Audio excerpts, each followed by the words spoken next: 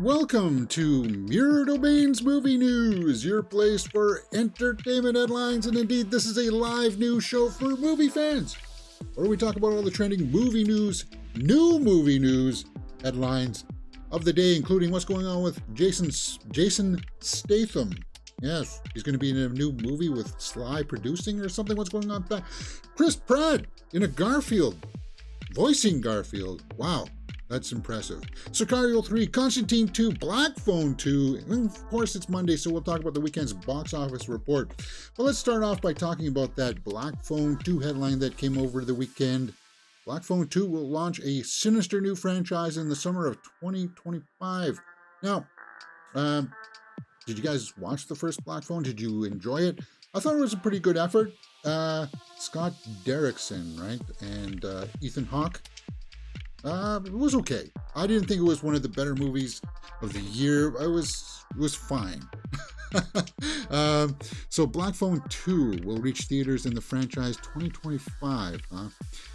Soon after director Scott Derrickson's Joe Hill adaptation, The Black Phone, was released, reports of a possible sequel. Now Variety reports that Universal and Blumhouse have announced Black Phone 2 will be released June 27th, 2025.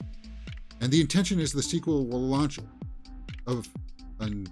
be the launch of a new sinister franchise. It's weird that they're using, guys, the word sinister here will confuse people because Scott Derrickson and Ethan Hawke made a movie called Sinister.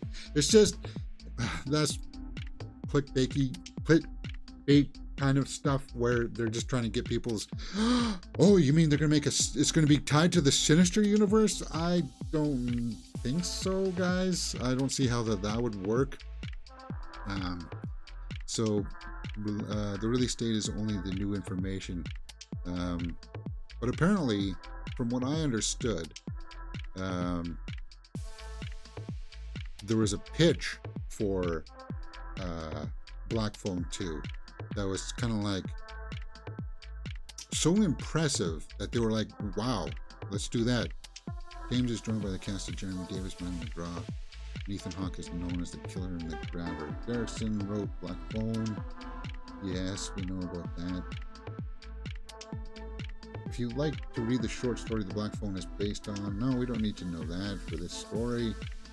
But yeah, that's what I heard. There was the people who want to try to make it. I don't know if Scott Derrickson will be attached to this, though. But from a social media post from Derrickson, he indicates he's still involved in the project in some capacity. We'll have to wait to see if he's going to direct the sequel, scripting it for another director, or producing it along Blumhouse. Speaking of Sinister franchises, when a sequel to Derrickson's Sinister was made, he wrote the script for Sinister 2, but he passed over to Kieran Foy. Yes.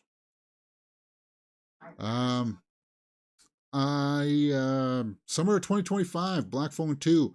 Yeah, I think the first Black Phone did well enough that I think, yeah, of course, there's obviously room there to maybe do something with the ghost children. I don't think you can revisit like a prequel of how Ethan Hawke's character came the grabber, right? I don't think you can do that. But it was Blumhouse, 161 million worldwide for, I think it was a smaller budget of like around 20 million or so. Of course, yes, that's profit.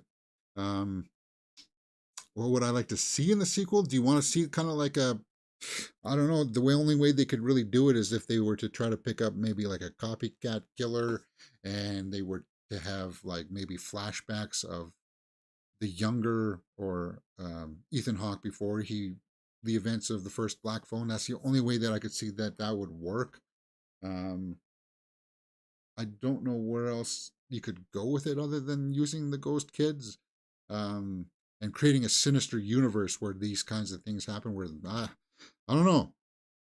Sounds interesting. When more details arrive on it, we'll definitely talk about it for sure.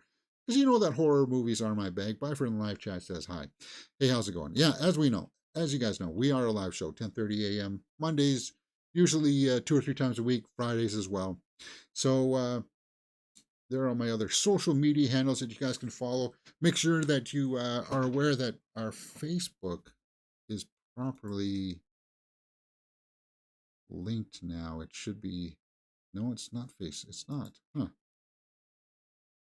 Still says Facebook 4. No, it's a Mirror Domains official now because it takes a while for Meta to clean up all my errors. But anyway, it's all fixed. All right, guys, it's Monday, so let's talk about the weekend's box office report. And this comes as no surprise.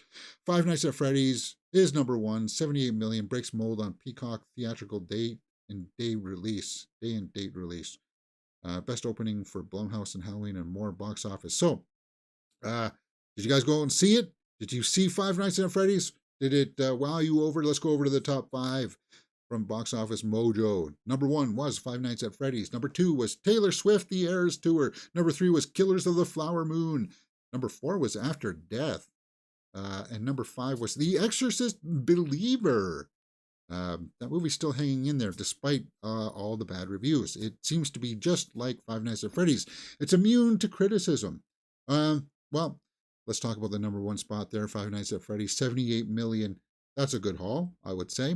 It was projected to be around 50 million, and I was a little bit dubious about that. If you remember on Friday, I was like, I don't know if it can make that, maybe 35 million. So it doubled, if not more than doubled, what I thought it was going to be. 78 million domestically, 52 internationally, for a worldwide total of 130 million on a budget of around $20 million there. That's profit. That's a profitable movie. And despite the critics saying that it's trash, audiences loved it. And when I went to see it on Thursday, guys, for the 4 o'clock show, I was shocked with the amount of youth that showed up for this. I was like, this is Thursday, guys. Usually this doesn't happen, right? I was just like, wow. Like the amount of people that were trying to get into the lobby to watch this movie, it's just like, I don't understand where this fan base is or was. Like, why didn't you show up for other horror films? Well, maybe they did, James. Maybe they did for Exorcist Believer. Because everybody who I talk to and other pundits on YouTube have all said that it's not a great movie, but people have gone out and seen it, and it is a profitable movie. So us still the wagon out there that has David Gordon Green on it seems to have just eluded us, and he's going to be awarded to make another film probably just like this, and we're going to come out of it again and say that it's a terrible film, and again people are going to reward it. So guys, for God's sakes. Luckily that's not the case with Five Nights at Freddy's, because I said that I saw value in it. There were some interesting ideas in there, and I hope that there's going to be a sequel to Five Nights at Freddy's, without a doubt. 130 million on a $20 million budget. That's how you make cheddar. And I would say this for any of those naysayers out there that say that, well, you can't do day and date release because that'll just ruin the box office. Well, this is case evidence number one right here, Five Nights at Freddy's, that's not the case. If the movie's good, no, strike that. The movie doesn't even have to be all that good. The movie has to be delivering something that people want to see. And people wanted to see a live action Five Nights at Freddy's because they were big fans of the games. So regardless if the movie's good or not, that doesn't matter. It has to be something that people want to see. That's the key. And they delivered.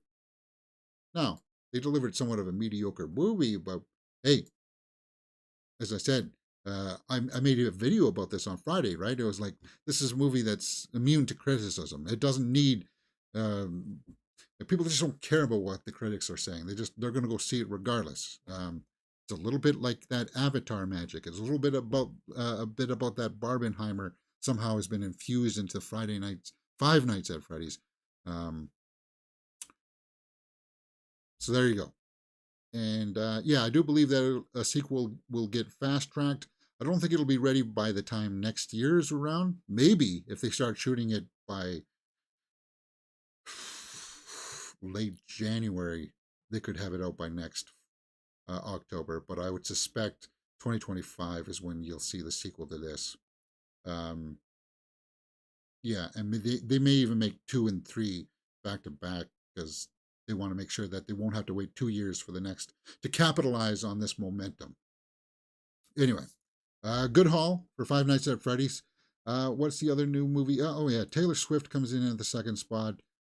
It's crossed 200 million worldwide, guys. She doesn't have to share it with any distributors or anything like that. That's great haul for her. Yes, we saw the headlines that she's a billionaire, guys, and it's well earned. I want to see this movie again. I do. It's one of my favorite movies of October, just because it was just a great, fantastic experience. That's in the second spot. And then we got a sore spot here, guys. Killers of the Flower Moon, 61% drop, which is major. That's a big drop, 61%. It's on the high end. Look, Taylor Swift in its third week only dropped 55%.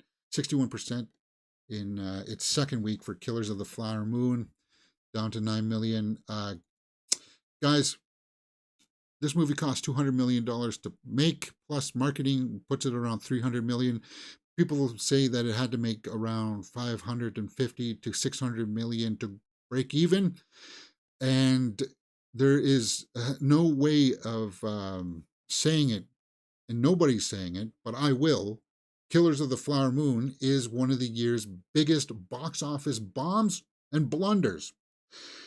But people still go out there and try to twist themselves into pretzels trying to explain that, oh, it wasn't the studios that put all the money into it, James. It was Apple TV Plus. And it was Apple TV Plus that can afford to make a loss like that at the box office because it's going to just drive traffic to Apple TV Plus. It's a marketing thing. It's just a marketing thing. You don't understand the situation, James.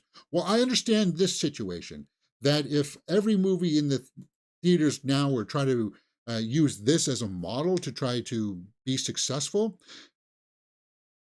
we wouldn't have movies around for much longer, guys. And let me put it to you this other way. Again, what if it was your own $200 million and you only got $85 million back? Would you like that?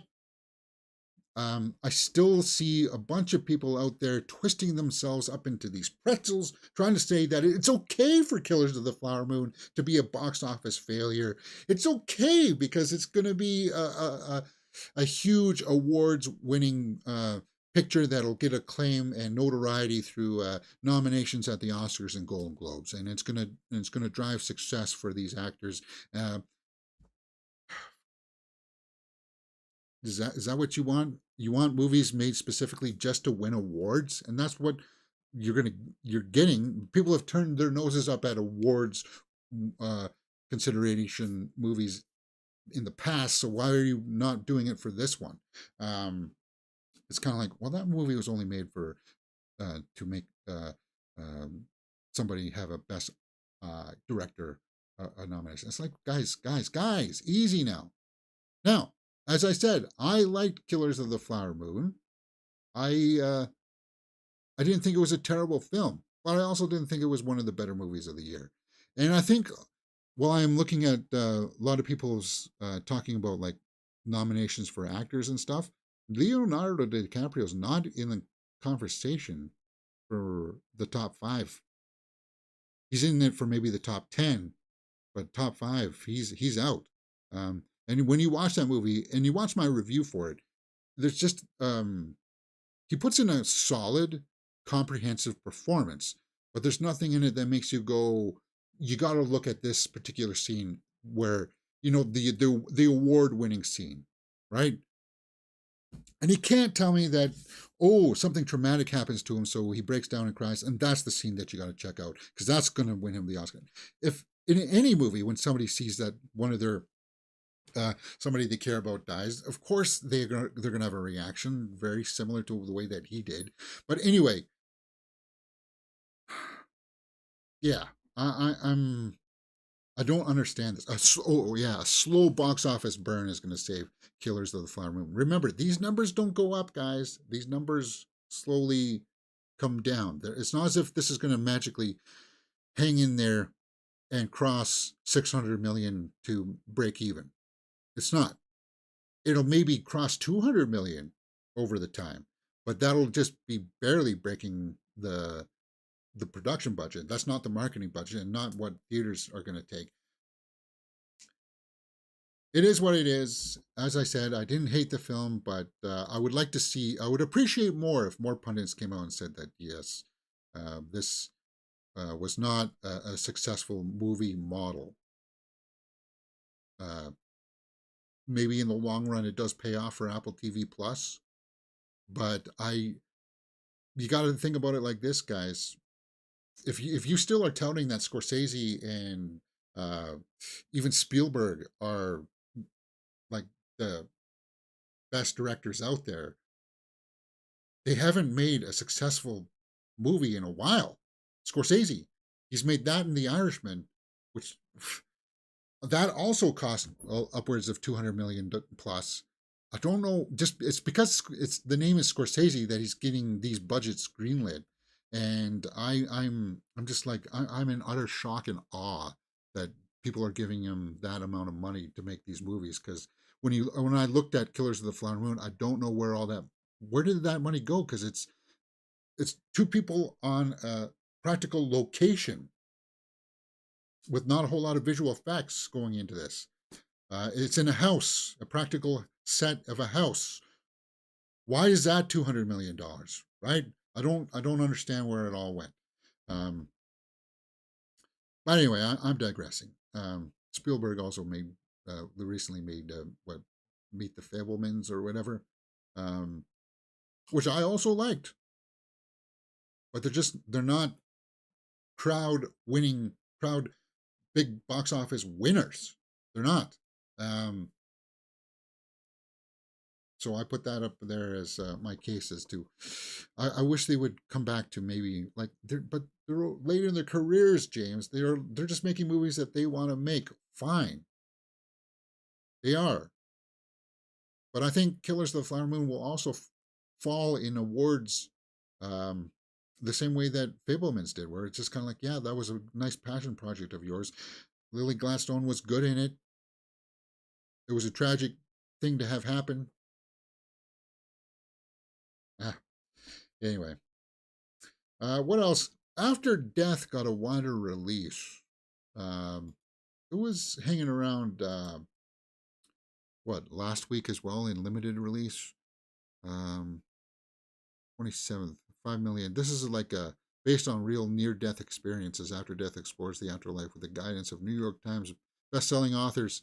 Yeah, and it doesn't really, the reviews I saw of this, it doesn't really shed any more light as to what really happens or anything like that. It's just more like testimonials, a collection of testimonials as to what happens after we die. And it's kind of like, okay. It's got people's curiosities. I think it's by one of those right-wing studios that does a lot of the televangelistic movies or religious movies. Freelance opens up in the 7th spot, 2 million. This is not a surprise because nobody ever heard about it until actually nobody except for me has been talking about Freelance. I don't know what the heck's going on with that. 2.6 million worldwide. Now this is a movie that I think they should have done day and date release because maybe it would have fared better for it. That's John Cena.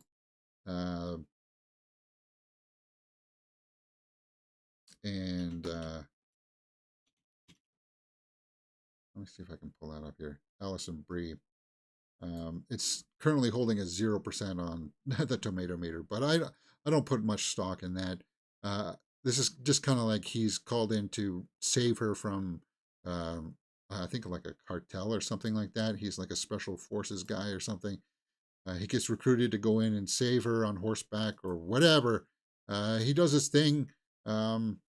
I thought the trailer and the premise sounded, run of the mill, but I wanted to see it because of John Cena and Alison Brie. And I probably will still. I'm going to put it on my must-see list when I try to wrap things up towards the end of the year. I'll put it on kind of like whatever streaming service it's going to be on. that one probably would have been better, would have benefited from day and day release as well. Who knows? All right. Let's take some live comments here because Bifer's been talking. Let's go scroll up to your Killers of the Flower Moon out early December on Apple TV Plus. Yeah, Killers of the Flower Moon has been in the can for years. I cannot get excited for that. My vote for Best Actor, Hugo Weaving in The Royal Hotel. Okay. The Royal Hotel was a bad movie, but Hugo Weaving is awesome. Okay. Guillermo del Toro makes great movies, but not box office successes too. Hollywood is broken. They need to bring back casual moviegoers. Yeah, that too. Yeah, you got to call me out for that too. You guys know right now I would watch a Guillermo del Toro film over a Martin Scorsese or Spielberg film if I had the choice. It doesn't even, you don't even have to tell me what the movie's going to be about. I'm going to sit down and watch a Guillermo del Toro movie. Whereas a Spielberg or Scorsese movie, I kind of have to listen to the premise first. But yeah, Nightmare Alley didn't do all that well either. Again, it was acclaimed critically. Um, and I said, I like The Fablemans. I liked Killers of the Flower Moon. I just, you got to call it for what it is. It's a losing endeavor. And did I say that about Nightmare Alley? I think I might have said something like that too. They just got to marshal in these budgets. I would have absolutely no problem if Killers of the Flower Moon cost $100 million to make. I would not be using this angle on it whatsoever. All right, guys, I think that's pretty much it for box office. What do you guys think? Basically, the only thing opening up this next week is Priscilla, and that's a smaller kind of indie house film from uh, Coppola, Sofia Coppola, about Elvis, mostly about Priscilla. It's from her point of view. An Elvis movie that doesn't have any Elvis music in it. I think it's going to have trouble finding its footing and its audience because people will see Elvis and they'll want to hear Elvis sing some songs, and then he's not going to.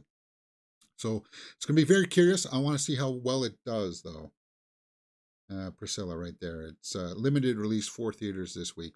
It has hit the festival circuit. Jacob Elordi, Gailey Spaney. We'll have to see, guys. November 3rd. I'll go out and see it, and I'll weather the storm. I am a Sofia Coppola fan, so I want to check that out. All right. The Boy and the Heron is going to be Hayao Miyazaki's last film, right? Hayao Miyazaki, The Boy and the Heron, who is going to be in the English cast. I am a huge fan of him. Guys, you know that my favorite is Princess Mononoke. There's just something magical about this one. I wasn't even expecting it. Like this is the kind of movie where it's kind of like, well, oh, that's kind of interesting. That's weird. And then it just takes you on this big, long, fantastic, epic journey that you're like, wow. And most of his movies do. Although he's been caught up in telling a lot of movies about like World War II or something like that, and planes for some reason. But he's still the master. I think the majority of his movies eclipse anything that Disney has put out in its entire catalog. They don't even hold a candle to some of the stuff that Hayao Miyazaki has done. But anyway, who's going to be in the English voice cast?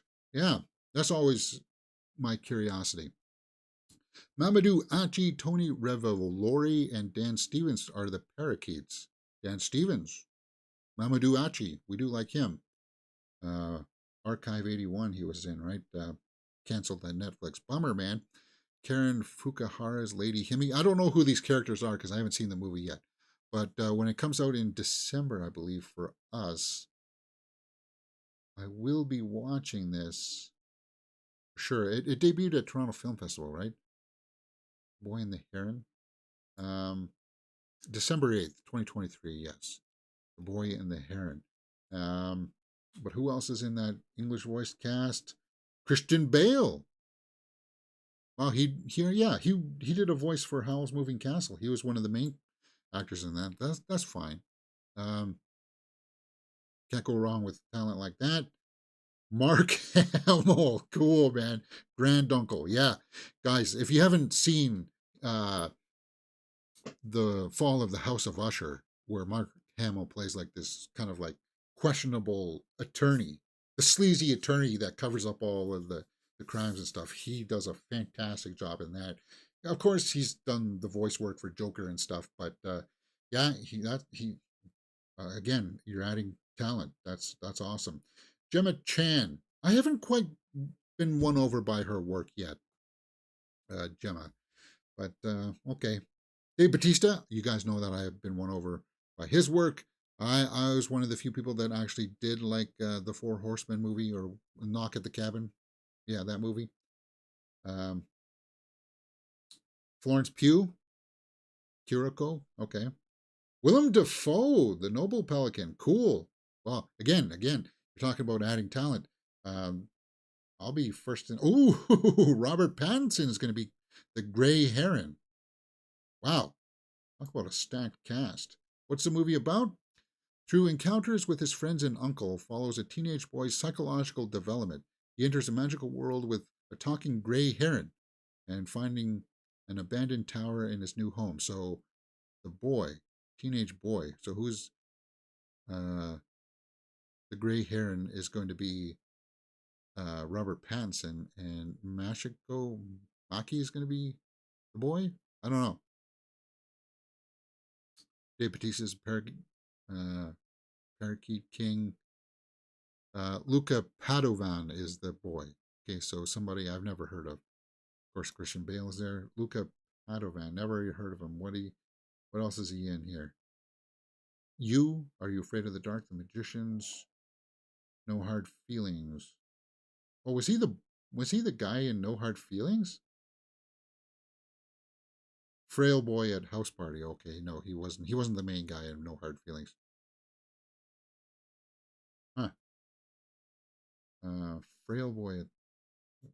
I don't recognize this bloke.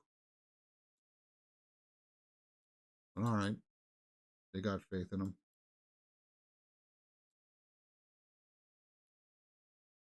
He looks vaguely familiar. Vaguely. But yeah, I'm looking forward to this. This is going to be like his last movie, right? So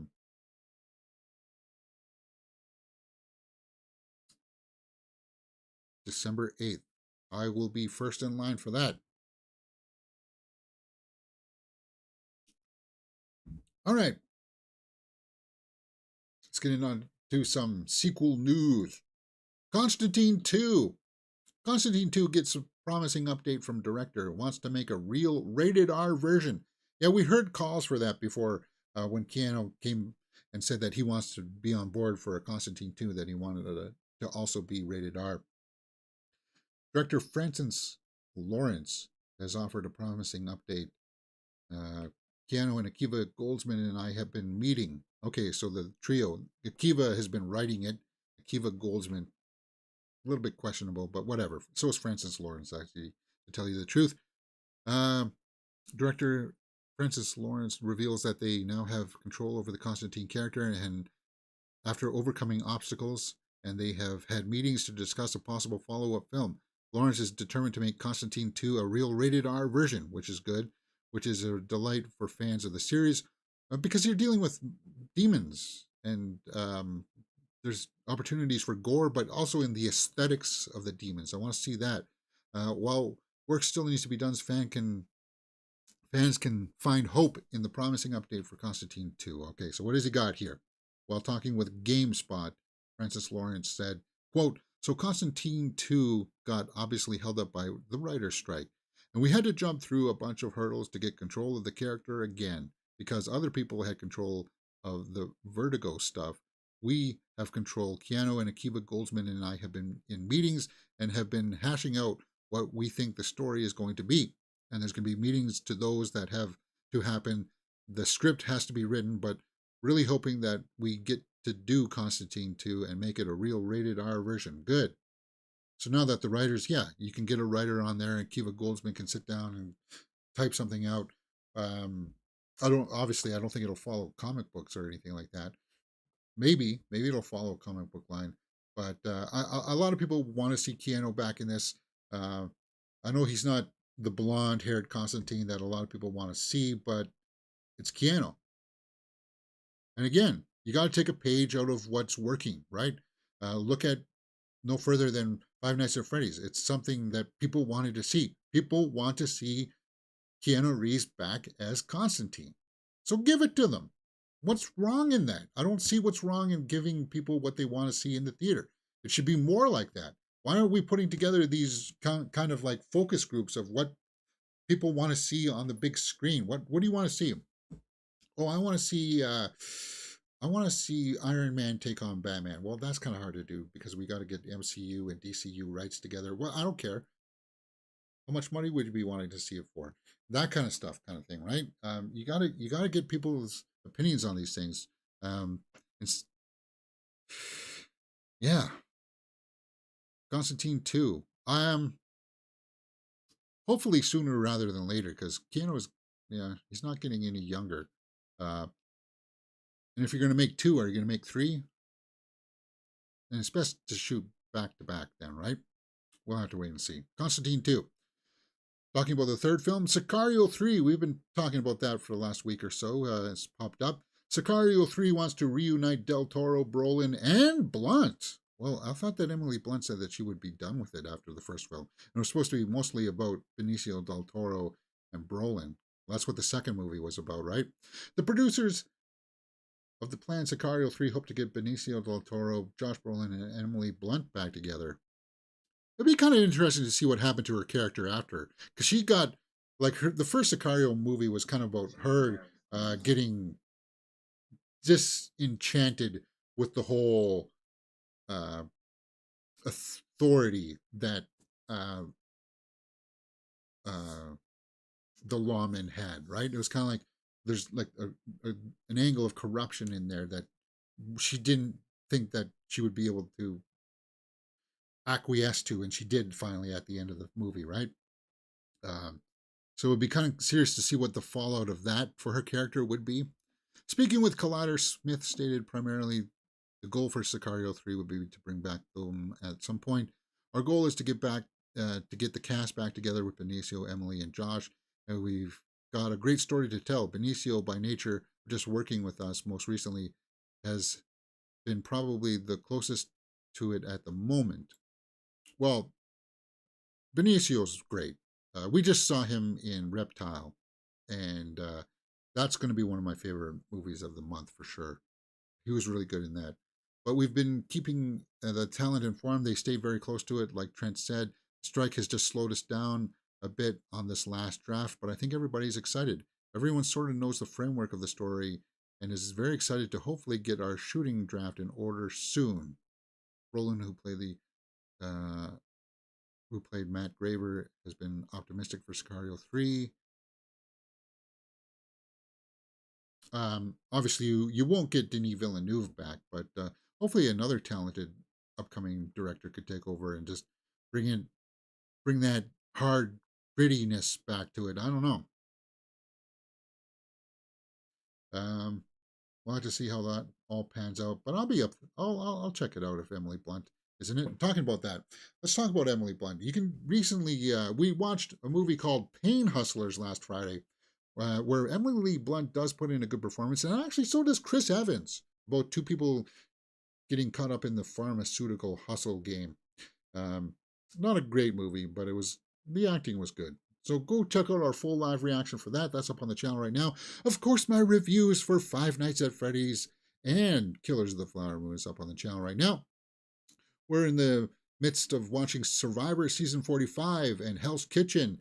Great seasons. Great. That's the highlights of my week is watching those with you guys. And of course, we watched the full series of The Fall of House of Usher on Netflix, Mike Flanagan's recent opus. And my God, it's jaw-droppingly awesome, spectacular. More people need to be talking about it because the acting is top tier, man. Top tier. Of course, then you know that we do movie news here throughout the week. So lots of movie news stuff, guys. Hit that thumbs up button, subscribe. Come join us. It helps out the channel.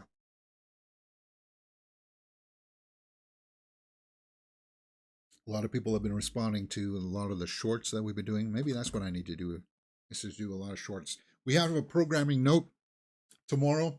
There is going to be no live show in the morning or in the afternoon because I'll be in Toronto, and it's also Halloween.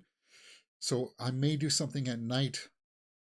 Maybe just throw on the I don't know.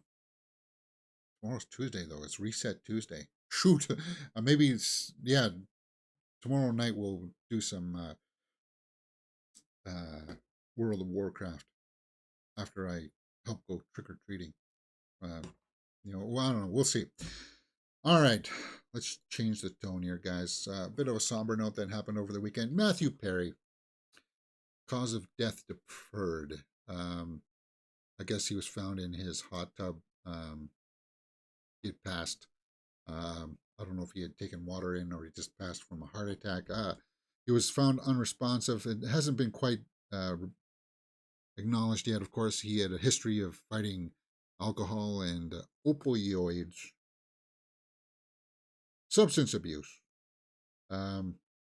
His death has been deferred. The typical means an autopsy has been completed, but the examiner needs more time and additional investigation into the death.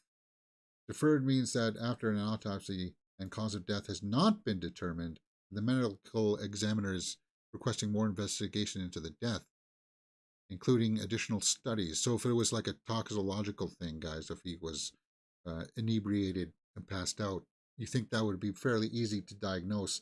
They said it wasn't foul play, which is weird, right? A spokesperson for the department previously explained when the coroner deferred the case of Lisa Marie Presley, who died in January, once the tests and studies came back, the doctor evaluates the case again and makes the cause of death determination. Oh, okay. So it's just a phase in the process when you're dealing with a toxicology report, maybe. But the outpouring has been out for condolences. It'll be the talk of the town. I don't have a whole lot of things to really say about Matthew Perry because I didn't watch Friends. I know it was revered. He has dipped into movies, so I guess that does fall under our realm. There was that Almost Heroes that he did with oh God, geez, Chris Farley, right? Um,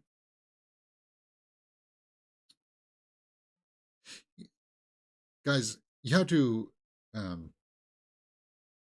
acknowledge here that jumping from TV to the big screen it's a big change.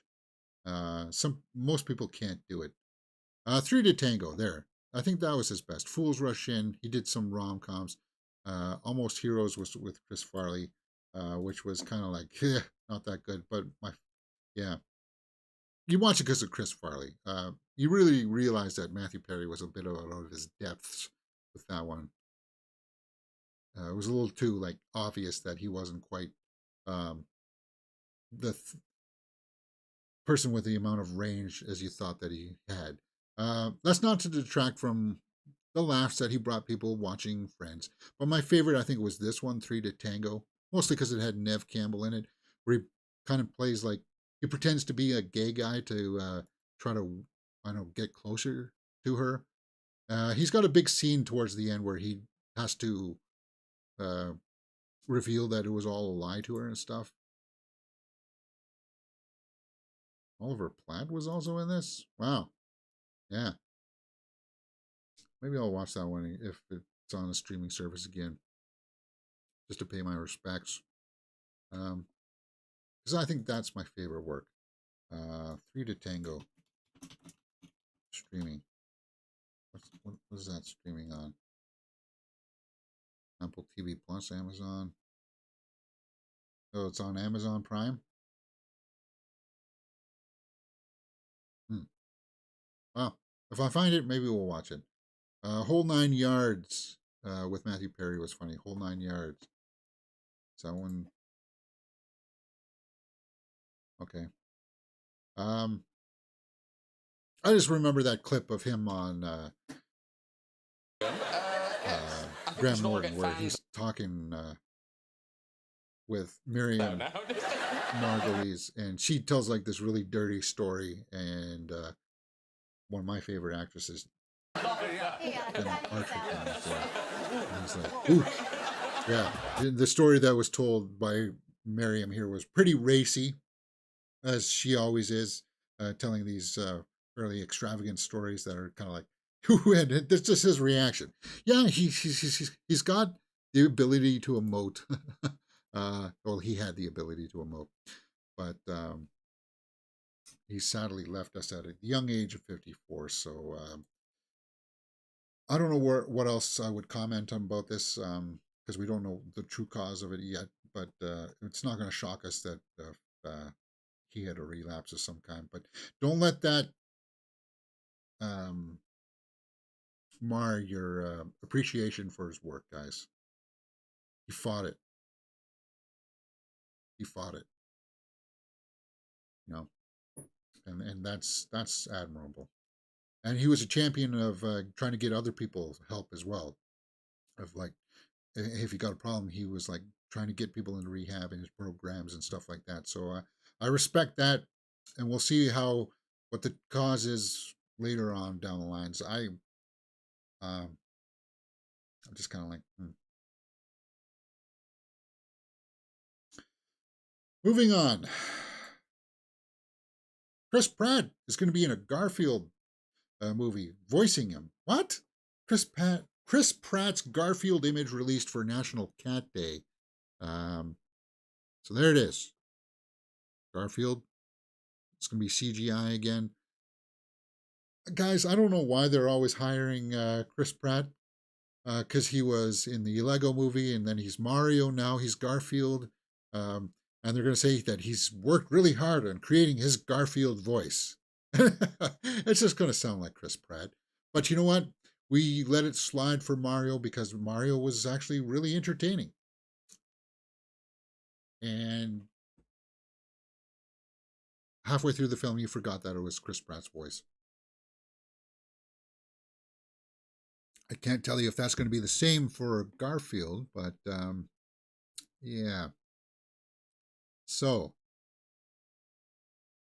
the new Garfield looks pretty similar to the traditional classic, perhaps a little bit plumper.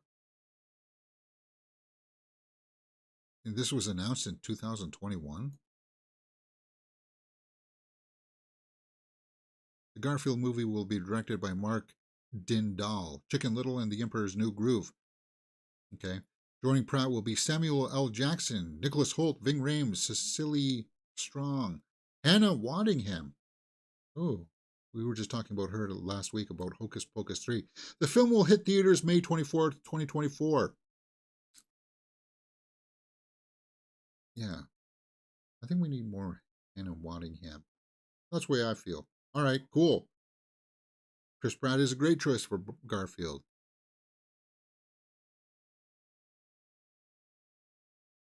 What do you guys think? Fine, I suppose. As I said, we've been a bit wrong about those things in the past, so the voice doesn't really matter that much, does it? Jason Statham. Let's talk about him. Jason Statham to star in David Ayer directed Sylvester Stallone script, Levin's Trade from Black Bear.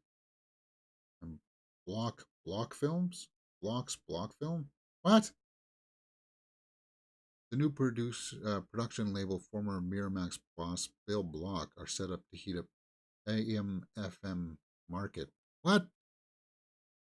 An action movie called Levon's Trade. Is it Levon or Levon? Will star Jason Statham and be directed by David Ayer. Suicide Squad. Okay. From a screenplay adapted by Sylvester Stallone. So Stallone won't be in it. Well, do you know that Statham and Stallone are friends from the Expendables movies?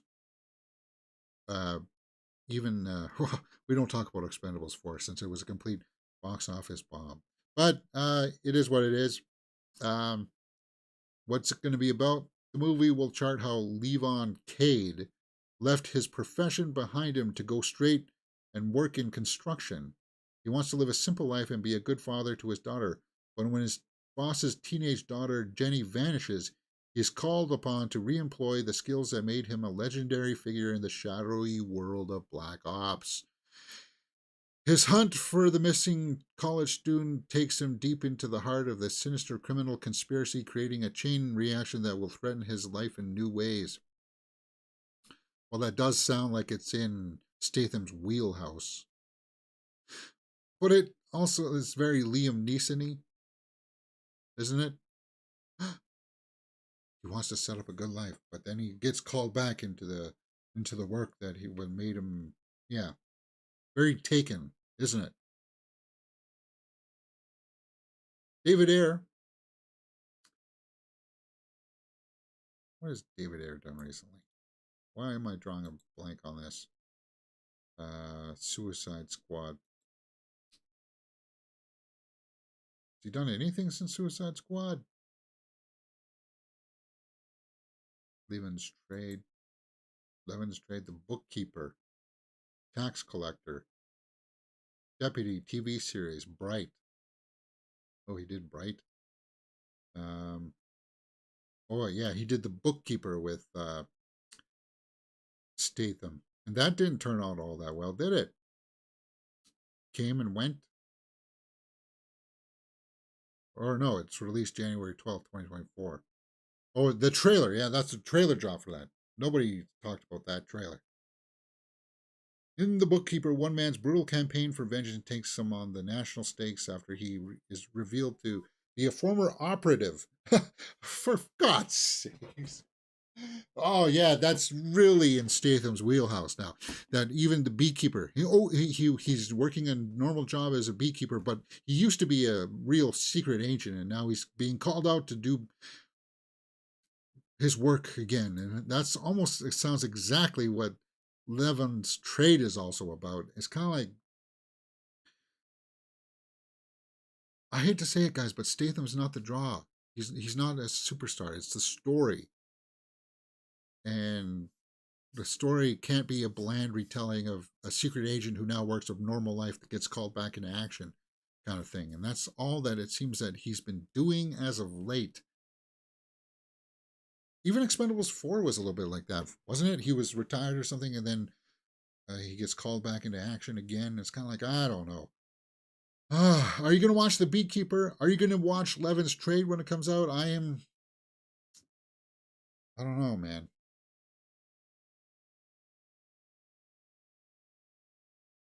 All right. Let's talk about this, guys. I want to talk about When Evil Lurks. And I want to take a look at the tomato meter for this, too.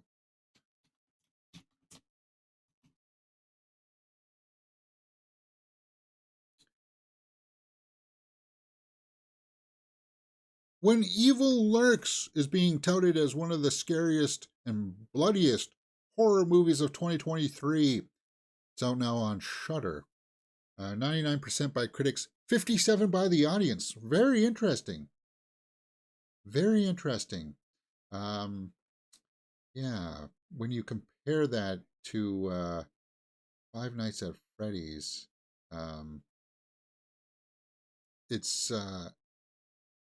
like almost polar opposite, because the critics didn't like Five Nights at Freddy's, but the audience liked it.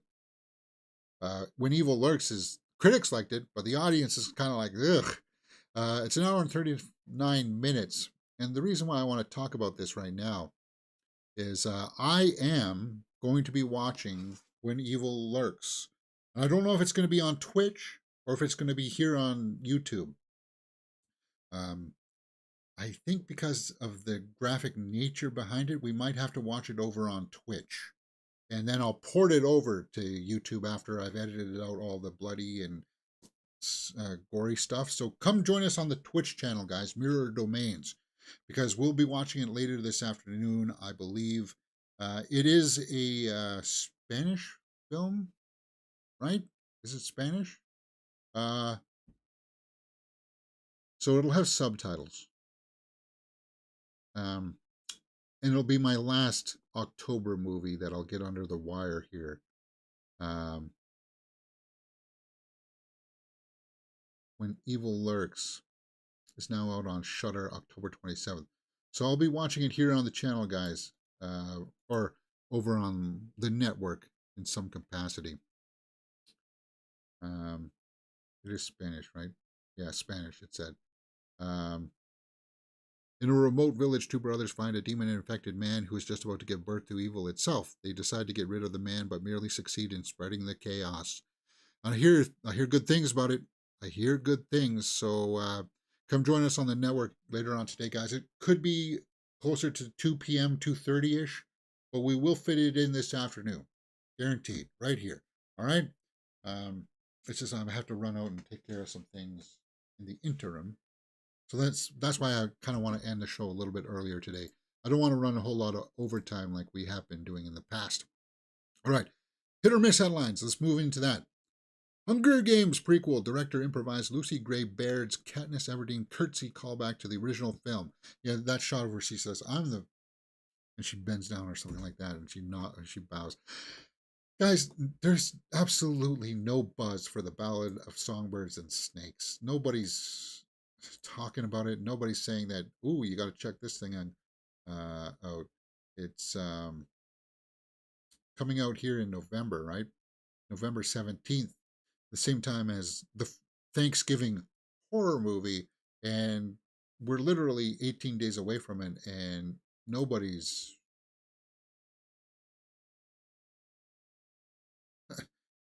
saying that it's on their radar. Oh, I can't wait for this movie. Oh, it looks so good. Have you read the book? I hope they do it justice. No, nobody's talking about it. So it's kind of like I think this movie's going to come in and it's going to bomb, which sucks because I do like Peter Dinklage and Viola Davis. And I was hoping it would open up the door again for maybe somewhere along the lines that we could get Jennifer Lawrence back as Katniss and see what the fallout of everything after the Hunger Games, what happened to her, right? I don't know. Maybe just people don't want to see a prequel story. Maybe people are just this about President Snow, who goes on to become the big villain, is kind of like, I don't know, maybe that's just not the material people want to see.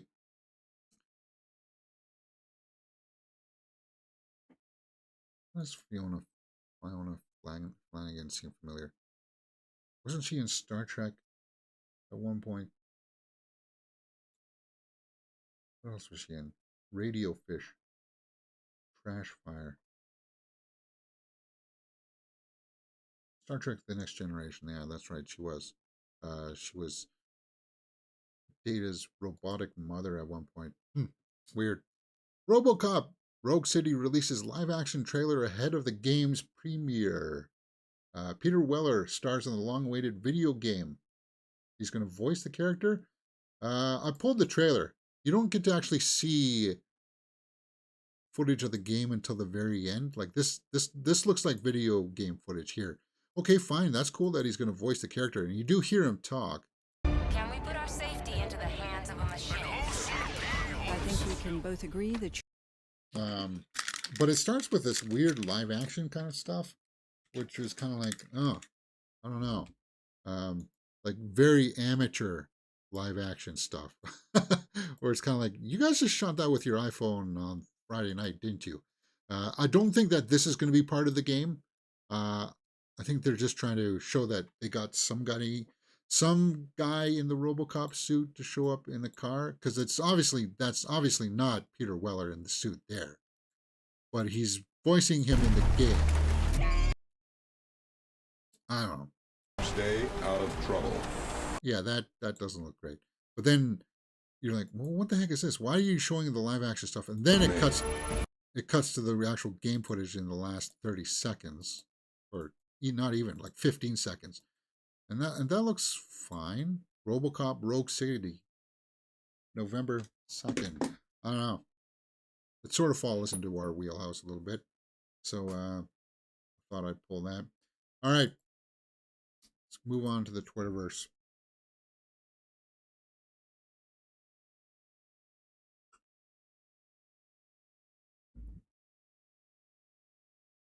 Let's go. Margot Robbie will be submitted for Oscar consideration for Best Actress. That's joyful thinking. It would be cool if she got nominated. But the only shoe-in that I really know right now would be Lily Gladstone for Killers of the Flower Moon. That would be cool if she did, but probably not. She won't get nominated. Noah Baumbach says he thought Barbie movie was a terrible idea, and Greta Gerwig signed me up for it. What? What, are they married or something? I don't know. Who the heck? Whatever. Five Nights at Freddy's Emma Tammy was reportedly paid $500K up front to direct the film, but her contract included a back-end deal, which means she'll receive a percentage of the profits. Well, good for her, because the film hit box office gold. And I was critical of the film, especially the directing of it.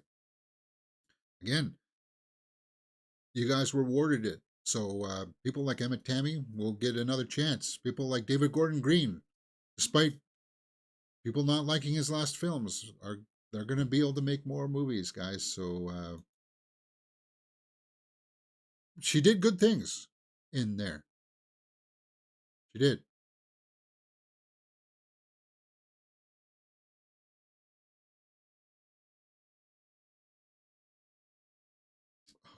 Florence Pugh does take some racy photos, doesn't she? Wow. Vogue Australia.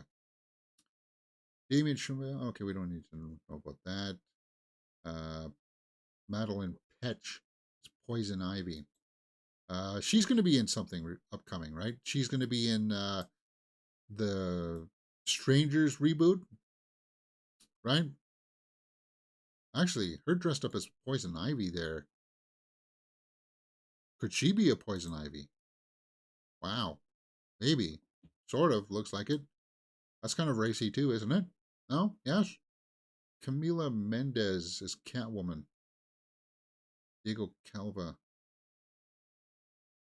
Lily Reinhardt is Harley Quinn.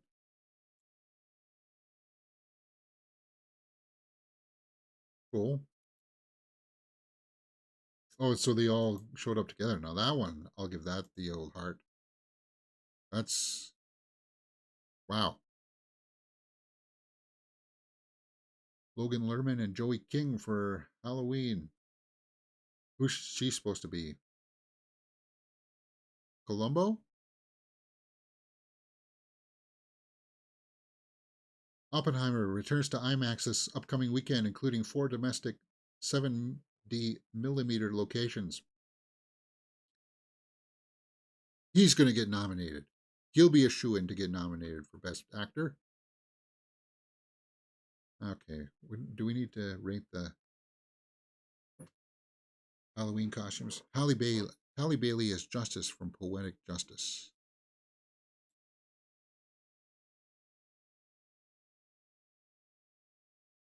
Kiki Palmer as Eve from Life Size.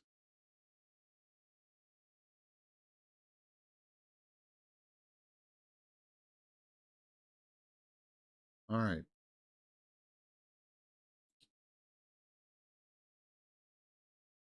There they are again, the trio. The Sirens, Gotham City Sirens.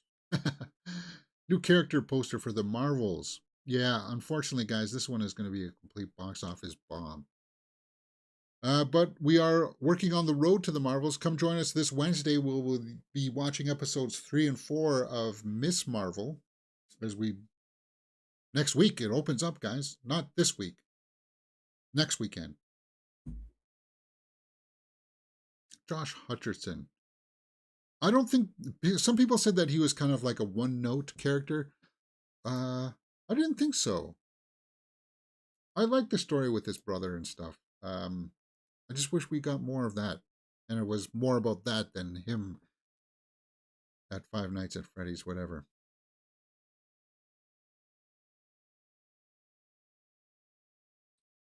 Taylor Swift Eras Tour concert film grossed over 200 million. We talked about that with a budget of 15 million. See, now that's how you make a movie, right? Scorsese, take a whiff from Taylor Swift and how she put all that together. Wow. Timothée Chalamet is hosting Saturday Night Live. Okay. November 11th with musical guest Boy Genius. Never heard of Boy Genius. Margot Robbie at the Halloween party. Winona Ryder's 52. Tell us your favorite performance. Dracula? Mina? I don't know. She's really good in Stranger Things. I'm sure Girl Interrupted also was pretty good, right? She was good in a lot of other smaller things too. Yeah, a lot of people liked her in Beetlejuice. Can't wait to see what she's like in Beetlejuice too. But yeah, there's just something about Francis Ford Coppola managed to really photograph her well, and I liked her interactions with the rest of the cast and crew.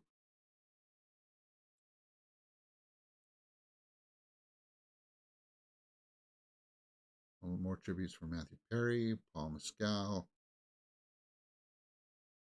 Francis Lawrence directing the Hunger Games, talking about that bow thing. Yeah. And then I back up again. And then yeah. New teaser for Poe, Saoirse Ronan. That one apparently is not doing so well. It was Joaquin Phoenix's birthday 2 days ago. All right, so that's 2 days ago news.